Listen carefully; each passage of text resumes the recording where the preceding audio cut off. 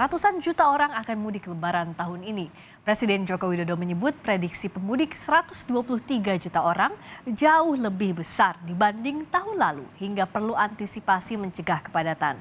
Polda Metro Jaya memprediksi akan terjadi 2 gelombang puncak arus mudik. Gelombang pertama pada 14 Maret 2023 kemarin dan puncak arus mudik gelombang kedua diprediksi pada 19 April 2023 mendatang. Pemerintah menyebut pemudik lewat jalur darat masih akan mendominasi dengan total pemudik 99,22 juta orang. Menghadapi besarnya pergerakan pemudik, seperti apa antisipasi pemerintah dan kepolisian demi kelancaran arus mudik lebaran? Kita bahas setelah tayangan berikut ini. Yang mudik nanti dari 86.000 tahun yang lalu, tahun ini diperkirakan dari hasil survei 123 juta. Dari 86 juta ke 123 juta.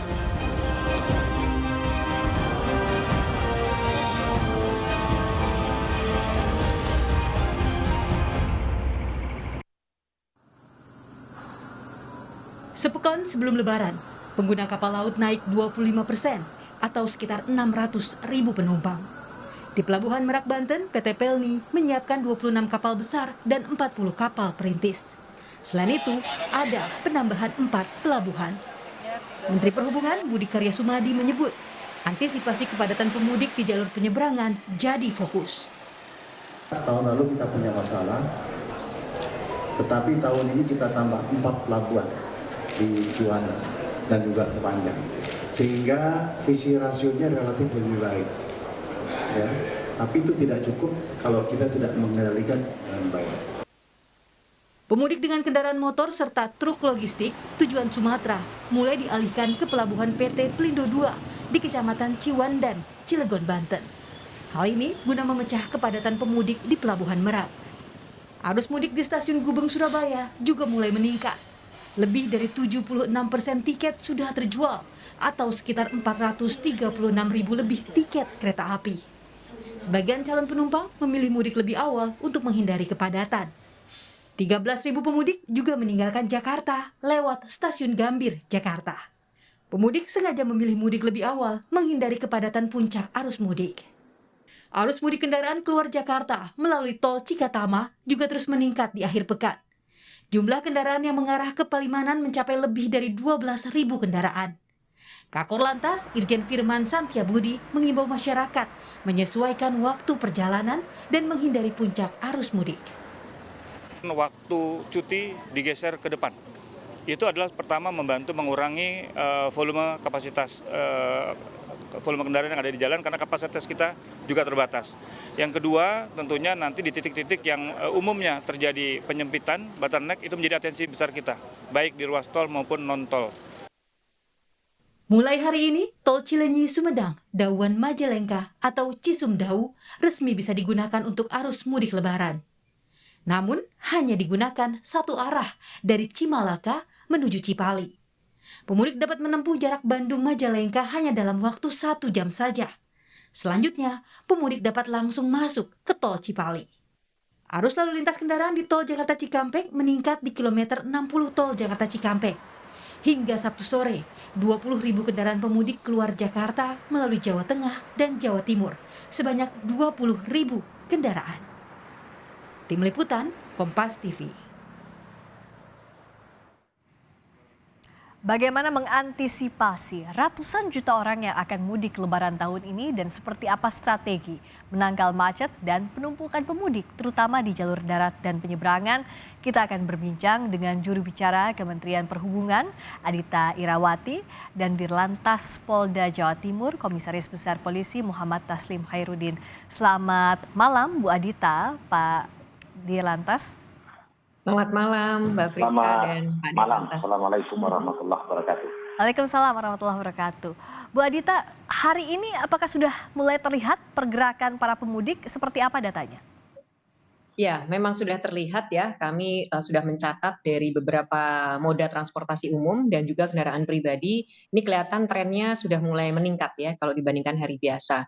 Yang paling tinggi peningkatannya ini sebenarnya di penerbangan ya. Kita lihat ini rata-rata bisa 20-an persen dibandingkan hari biasa, tetapi kita belum melihat puncaknya, mungkin puncaknya masih minggu depan ya. Sementara laut masih belum terlalu kelihatan ya. Laut dalam arti laut menggunakan kapal besar untuk ke samudra ya. Tapi kalau penyeberangan memang sudah mulai kelihatan ada peningkatan walaupun belum signifikan. Ini kita lihat mengapa penyeberangan belum terlalu signifikan. Umumnya memang pelaku penyeberangan ini yang menunggu hari-hari mendekati puncak biasanya. Dan nanti akan dipadati oleh motor. Biasanya trennya seperti itu. Sedangkan untuk kereta api ini juga sebenarnya sudah sejak jauh hari terjadi tren peningkatan. Dan sampai hari ini pun kita lihat peningkatannya juga hampir sekitar 15-an persen. Sementara untuk kendaraan, kami mendapat laporan dari Jasa Marga, khususnya di pintu tol utama, itu memang sudah ada peningkatan kira-kira 5 persenan kalau dibandingkan hari biasa. Sementara kalau dibandingkan tahun lalu memang sudah ada peningkatan signifikan. Jadi kami melihat memang sejak H-8, itu kemarin ya, karena data yang kami catat hari ini adalah data kemarin, itu terjadi tren peningkatan. Dan kami melihat ini akan berjalan terus peningkatan ini sampai puncak yang memang kami prediksi. Jadi mulai tanggal 18, 19 hingga 21 itu masih akan menjadi puncak mudik yang memang sudah tersebar di beberapa hari.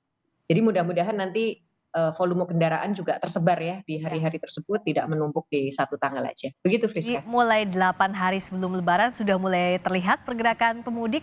Pak Dir, bicara soal data Kementerian Perhubungan bahwa akan ada 26,6 juta pemudik menuju Jawa Timur. Antisipasinya seperti apa di mudik tahun ini, Pak Dir? Ya, saya ralat sedikit. Yang pertama, kalau berdasarkan informasi atau data yang saya dapat, dari 123 juta itu 19% yang akan menuju Jawa Timur, berarti kurang lebih sekitar 23 juta yang datang ke Jawa Timur. Yang pertama, barangkali menguntungkan bagi kami di ujung di Jawa Timur, ketika tadi disampaikan oleh dari Bu Anggita ya, bahwa pergerakan itu terbagi sedemikian rupa sehingga barangkali nanti penumpukannya tidak terlalu signifikan di hari-hari puncak. Kalau ditanya kesiapan kami, insya Allah pertama kami ingin menyatakan bahwa Jawa Timur insya Allah siap memberikan pelayanan kepada para pemudik yang akan mudik, termasuk di dalamnya adalah bersilaturahmi dan mengunjungi objek-objek wisata. Kami sudah mempersiapkan pengamanan di Jawa Timur, menyiapkan berdasarkan karakteristik rawanan yang kami coba identifikasi. Kami menyiapkan kurang lebih sekitar 276 pos berupa 216 pos pengamanan, 44 pos pelayanan, dan 14 pos terpadu. Kemudian personil yang mengawaki kita libatkan kurang lebih sekitar 17.900 personil. Terdiri dari 10.000 sekian itu adalah personil Polri, kemudian 7.000 diantaranya adalah personil dari lintas sektoral, baik teman-teman dari TNI, kemudian dari Dishub, dari kesehatan dan sebagainya. Kurang lebihnya seperti itu kesiapan kita. Insya Allah saya menyatakan siap. Untuk CB-CB sendiri, kami tidak pernah mau mencoba untuk underestimate, kita juga overestimate, meskipun tahun lalu, belajar dari tahun lalu, one way yang dilakukan dari pusat sampai dengan Jawa Tengah, Jawa Timur tidak efektif untuk dilakukan, karena memang jumlah pemudik yang sampai di Jawa Timur tidak terlalu banyak. Akan tetapi di tahun ini tetap kita siapkan one way, dimulai dari 500 km, 546, itu masih 2 km sebelum masuk Jawa Timur, untuk masuk ke Jawa Timur sampai dengan gate Waru kita siapkan one way. Ya. Kemudian skema-skema kontraflow kita juga siapkan, akan tetapi untuk penerapannya sangat tergantung pada situasi yang berkembang di lapangan. Kira-kira demikian, Mbak. Kalau dari Bu Adita dari Kementerian Perhubungan, karena banyak sekali pemudik yang akan melalui jalur darat, untuk titik krusial jalur mudik darat itu di mana saja? Antisipasinya seperti apa, Bu Adita?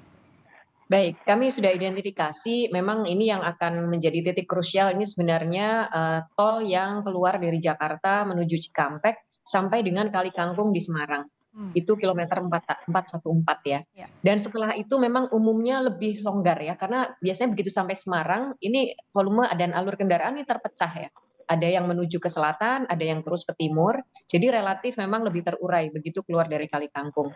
Nah, kami tentu ada antisipasinya, dan ini juga sudah diumumkan kepada masyarakat.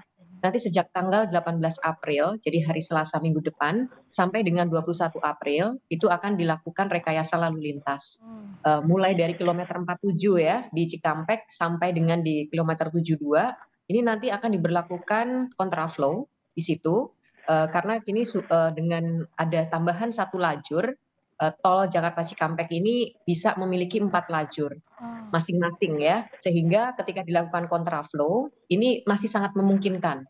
Tahun lalu memang pembelajarannya one way-nya sangat panjang ya, bahkan sejak 47 sudah one way. betul. Tetapi dampaknya adalah saudara-saudara kita yang dari timur maupun dari Bandung yang menuju ke Jakarta itu nggak punya jalan di jalan tol. Ya. Sehingga memang menyebabkan beberapa hal yang tidak nyaman ya, dan kami belajar betul dari itu, sehingga ada penambahan lajur ini bisa memungkinkan dilakukan kontraflow sehingga arah sebaliknya masih bisa digunakan. Hmm. Sementara kalau dari 72 sampai dengan Semarang, ini memang mau tidak mau harus dilakukan one way, karena lajur tolnya tidak lebar ya, hanya ada 2 lajur, dan ini sangat tidak mungkin dilakukan kontraflow. Nantinya akan sangat padat arus dari barat ke timur, kalau dilakukan kontraflow sudah tidak ada, ruas lagi gitu, karena hanya punya 2 ruas per, 1 jalan tol yang menuju barat maupun timur. Nah, jadi ini sebenarnya rekayasa-rekayasa yang disiapkan, tentu pihak kepolisian lah yang nanti akan banyak melakukan pengawasan dan pengendalian di lapangan, dan kami juga tentu berharap nanti masyarakat juga betul-betul bersiap ya, dengan adanya jadwal-jadwal itu. Kami tegaskan sekali lagi tanggal 18 itu akan mulai jam 2 siang, itu akan diberlakukan kontraflow dan one way. Jadi mohon kerjasama juga dari masyarakat ya, Ya. supaya kita sama-sama nanti perjalanannya lancar, nyaman ya, tidak banyak hal-hal yang, menyulitkan gitu di lapangan. Termasuk Kemenhub juga sudah mengecek jalur alternatif yang disiapkan saat berlakunya rekayasa lalu lintas sudah mumpuni sejauh ini, Bu Adita. Ya, tentu begitu kita bicara jalur alternatif, tentu itu arteri dan beberapa, jalan-jalan tol yang memang, fungsional diberlakukan, yang ini oleh Kementerian PUPR juga sudah disiapkan. Kami sudah melakukan pengecekan khususnya untuk yang jalan tol, sementara arteri kami berkoordinasi dengan daerah, Mbak, Ya. karena arteri ini memang lebih banyak, ranahnya adalah dari kepolisian daerah, Ditlantas yang ada di daerah, dan sampai saat ini kami mendapatkan informasi bahwa ya di daerah pun percepatan, jalan-jalan arteri yang diperbaiki juga sudah dilakukan, kemudian juga rekayasa lalu lintas sangat mungkin juga dilakukan di jalan arteri. Hmm. Seperti halnya di tol ya, ada kontraflow sangat mungkin dilakukan, one way dan buka tutup, ya karena memang kalau kondisi arteri mungkin akan sangat tergantung dari kondisi daerah. Seperti misalnya ada pasar tumpah, ada kegiatan-kegiatan masyarakat, jadi ini memang perlu penanganan khusus dan ranahnya memang ada di, rekan-rekan kami kepolisian yang ada di daerah bersama Dinas Perhubungan tentunya. Termasuk juga mungkin Pak Dirlantas dari Jawa Timur Ya. tentunya juga sudah mempersiapkan ya rekayasa yang ada di jalan arteri, gitu. Tentu Pak Dir sudah menyiapkan itu di Jawa Timur, termasuk juga Pak Dirlantas. Data tahun lalu Jawa Timur ini jadi wilayah dengan risiko kecelakaan tertinggi. Sebenarnya di poin apa dan bagaimana evaluasinya dan mencegahnya di musim mudik tahun ini?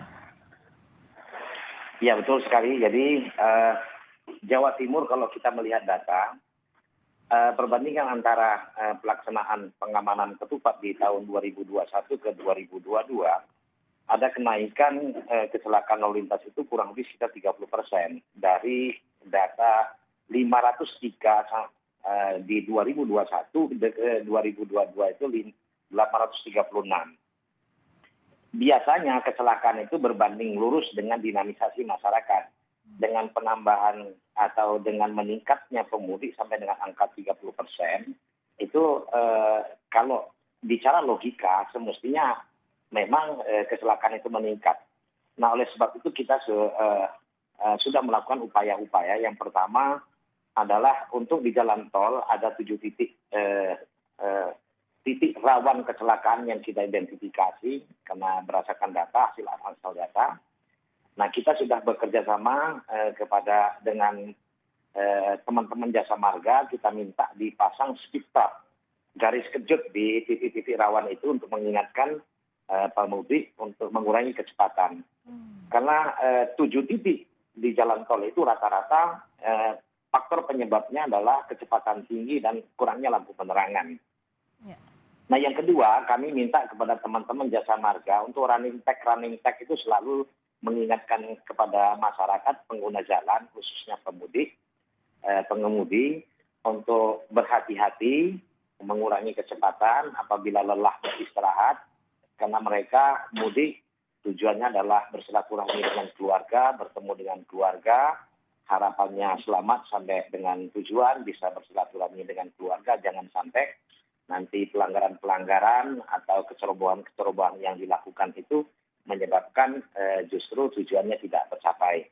Yang kedua, kami juga di rest area, kami sudah memerintahkan jajaran untuk senantiasa menyampaikan melalui public address kepada pemudik untuk berhati-hati seperti itu dengan tagline yang tadi yang saya sampaikan bahwa hati-hati adalah jalan keselamatan sampai di tujuan di rumah, sementara pelanggaran atau kesembronoan itu adalah jalan cepat menuju akhirat. Mudah-mudahan ini bisa mengingatkan kepada pemudik, memang bahasa itu tidak enak didengar, tetapi kita mengajak para pemudik untuk ikut berpikir dengan pernyataan kita. Yang kedua di jalan arteri di Jawa Timur itu panjangnya kurang lebih sekarang 1.436 kilometer, baik di jalur utara, jalur tengah maupun jalur selatan. Nah, di titik-titik rawan ini kita tempatkan personil untuk mencegah masyarakat untuk melakukan pelanggaran-pelanggaran yang bisa menyebabkan terjadinya kecelakaan. Kira-kira seperti itu untuk antisipasi kecelakaan. Nah, semoga antisipasi ini berjalan dengan baik dari berbagai pihak. Terakhir, Bu Adita, apa yang jadi prioritas di pekan awal ini, pekan awal mudik di 8 hari kemarin sampai nanti periode awal puncak arus mudik, dan apa yang bisa diimbau kepada warga untuk membagi waktu mudik agar tidak bertumpuk begitu ya di satu hari yang sama agar lancar mudik tahun ini? Ya, dengan adanya tadi ya data-data mulai ada tren kenaikan, kami lihat ini masyarakat memang sudah melakukan mudiknya lebih awal ya dari jadwal yang semula gitu. Ya. Jadi kelihatan dari pergerakannya dari mulai kemarin sudah kelihatan. Jadi ya mudah-mudahan ini pertanda bahwa masyarakat memang mengikuti himbauan dari pemerintah ya untuk mudik lebih awal. Nah, tentu apa selanjutnya ya kami sudah harus siap di lapangan ya, karena ini memang sudah saatnya gitu. Jadi tidak ada lagi kita istilahnya masih menunggu atau yang lain, ini sudah saatnya. Dan kami dari Kementerian Perhubungan tentu bersama para pihak seperti khususnya adalah kepolisian dan juga dengan Kementerian PUPR dan juga dengan pemerintah daerah itu betul-betul sudah harus siap, dan bahkan Pak Menteri pun mulai hari Senin ini sudah akan terus ada di lapangan meninjau kesiapan prasarana-sarana dan juga kondisi lalu lintas. Apalagi nanti tanggal 18 sudah mulai akan dilakukan rekayasa, tentu kami juga harus melihat langsung di lapangan seperti apa kondisinya dan bagaimana kemudian masyarakat merespon hal ini. Itu yang akan kami lakukan dan tentu akan terus melakukan update juga kepada rekan-rekan media ya. Karena ini sangat penting untuk bisa menyampaikan juga kepada masyarakat luas, khususnya yang akan melakukan perjalanan mudik, sehingga mereka selalu mendapatkan informasi terkini. Perlu dicatat, Friska, bahwa rekayasa lalu lintas ini meskipun sudah ada jadwal, ini sebenarnya bisa saja terjadi perubahan di lapangan, disesuaikan dengan situasi yang ada. Jadi Situasional gitu ya? sifatnya situasional. Jadi ada klausul dalam surat putusan bersama, ini memang meskipun sudah dijadwal bahkan sampai jamnya, sangat mungkin dilakukan perubahan kalau situasinya memang tidak memungkinkan untuk dilakukan sesuai jadwal. Jadi mengapa penting sekali masyarakat mengikuti informasi untuk bisa tahu apa yang berubah gitu, sehingga mereka juga bersiap. Nah, ini peranan media menurut saya penting sekali. Ya. Jadi kami terus intens nih bersama media untuk bisa mensosialisasikan berbagai hal kondisi di lapangan. Dan pesan terakhir untuk masyarakat yang mau mudik ini, sekali lagi kalau naik kendaraan pribadi memang perlu sekali mempersiapkan kondisi mobil. Ya, kita berbicara atau berpikir dari sisi kondisi terburuk saja. Jika memang terjadi kepadatan dan kemacetan panjang, paling tidak kendaraannya sudah siap, isi bensin dari awal, bahan bakarnya penuh ya, supaya nanti tidak perlu mampir-mampir di rest area kalau rest areanya penuh, dan juga bekal yang cukup. Dan tentu harapannya pengemudinya juga kalau bisa tidak satu gitu, sehingga nanti kalau lelah bisa bergantian. Karena kalau kelelahan itu faktor utama terjadinya kecelakaan. Begitu Priska dari kami. Kita sama-sama bahu-membahu, kita bekerja sama-sama memberikan informasi di lapangan juga. Semoga semuanya berjalan lancar di arus mudik 2023 ini. Terima kasih atas informasinya Bu Adita Irawati, juru bicara Kementerian Perhubungan. Terima kasih Pak Dirlantas Polda Jawa Timur, Komisaris Besar Muhammad Taslim Khairuddin telah bergabung di Sapa Indonesia Malam. Sehat selalu, terima kasih.